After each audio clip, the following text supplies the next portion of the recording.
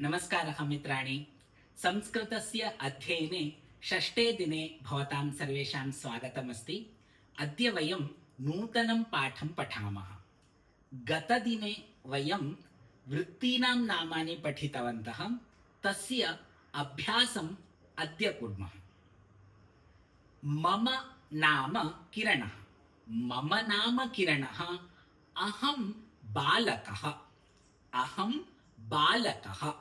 मम नाम किरणः। अहं शिक्षकः। अहं चिद्गणपतिः। उत्तमम्। अहं सिरि। उत्तमम्। मम नाम किरणः। अहं शिक्षकः। अहं सैनिकः। उत्तमम्। अहं छात्रा। उत्तमम्। अहम् आरक्षकः। अहम् आरक्षकः। अहं वैद्यः। उत्तमम्। अहम् अध्यापिका। समीचीनम्। मम नाम किरणः। अहं शिक्षकः। भवान् कः? मम नाम चिद्गणपतिः। अहं वैद्यः। उत्तमम्। मम नाम किरणः। अहं शिक्षकः। भवती का? मम नाम सिरिः। अहं गायिका। उत्तमम्। भवान् कः? अहं वैद्यः। प्रश्नः? भवान्? भवान् कः? अहं शिक्षकः। भवती का? अहं गायिका। भवान् कः? अहं नर्तकः।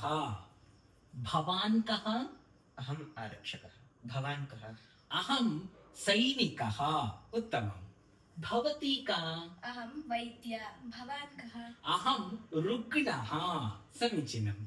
भवान् कः? अहं तन्त्रज्ञः। भवान् कः? अहं देशभक्तः। अहं देशभक्तः। भवती का? अहं बालिका। भवान् कः? अहं छात्रः।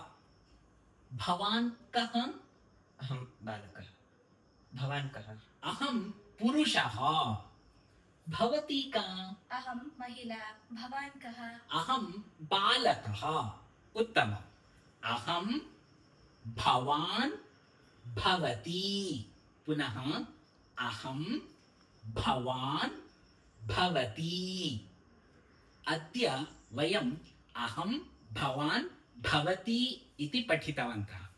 एवं संस्कृतस्य अध्ययनार्थम् अस्माकं चैनल भवन्तः सब्स्क्राइब कुर्वन्तु।